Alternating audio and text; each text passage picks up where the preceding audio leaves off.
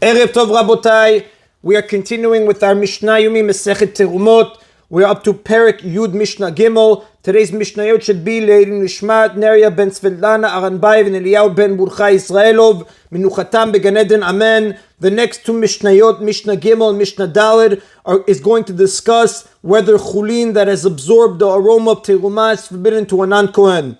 The Mishnah says, Harodeh pat chama, if one removes hot chulin bread from an oven, untanah al pi chavit shel yain terumah, and places it on the opening of a barrel that contains wine of terumah. The halacha is like this.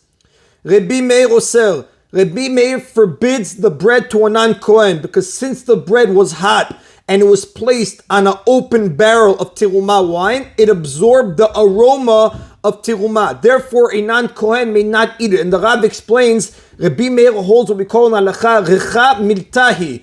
Aroma on its own has halachic significance. So since here the bread, the hot bread, has absorbed the aroma of the terumah wine, it is forbidden to a non-Kohen to eat it. The Rabbi Yehuda matir, but the Mishnah says Rabbi Yehuda permits it, because Rabbi Yehuda holds recha lav miltahi, that aroma on its own, aroma of terumah without any flavor of terumah that was absorbed in a chulin food, does not forbid it to a non-Kohen.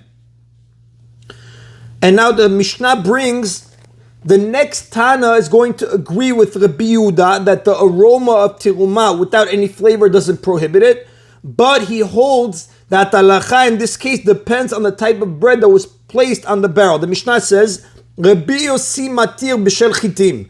Rabbi Yossi permits the bread if it is made of wheat. Why? Because Mefarshim explain the aroma of the wine that is absorbed in the bread is mutar. Rabbi Yossi holds, like Rabbi Yehuda, recha lav miltahi, ve'oser b'shel seurim. But Rabbi Yossi forbids bread made of barley. Why? Mipnei sha'seurim sho'avot. Because barley bread draws in the moisture of the wine. So in such a case, the bread contains not only the aroma of the terumah, but the actual moisture of the terumah as well. And therefore it is forbidden to a non-Kohen. And the Mefarshim explain, Rabbi Yossi, like we said, he agrees with Rabbi Yehuda that recha lav miltahi, aroma has no halachic significance.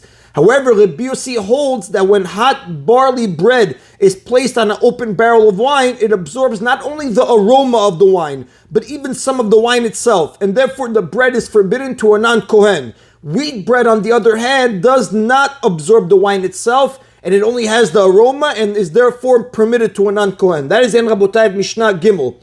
Mishnah Daled is now going to discuss another case in which chulin absorbed the aroma of terumah. The Mishnah says, Tanur sheisiko b'chamon shel terumah ve'afabo. If an oven was fired with cumin, a type of spice of terumah, meaning the cumin of terumah was used as fuel for the fire of the oven, and one baked bread of chulin in that oven, the Mishnah says, Apat muteret, the bread is permitted to a non-Kohen, she'en tam kamon el areach kamon. This is because the bread doesn't have any flavor of cumin absorbed in it, only the aroma of cumin, and aroma of terumah is permitted. The Mefarshim say that when cumin burns, it gives off a strong aroma. This aroma is then absorbed into the bread. However, none of the actual cumin is absorbed into the bread. So like Rabbi Yehuda and Rabbi Yossi of Mishnah Gimel, the Tana of this Mishnah holds recha lav miltahi, that aroma on its own has no halachic significance, and therefore the bread remains permitted to a non-Kohen. And the Rav told us in Mishnah Gimel that the halacha followed the opinion of Rabbi Yossi, that recha lav miltahi, aroma itself has no halachic significance, but in that specific case where you put hot chulin bread on an open barrel of terumah wine, the bread would be permitted if it was made out of wheat, and forbidden if it was made out of barley. And that is in Rabotai today's Mishna Yomi. Baruch Adonai Leolam, Amen v'Amen.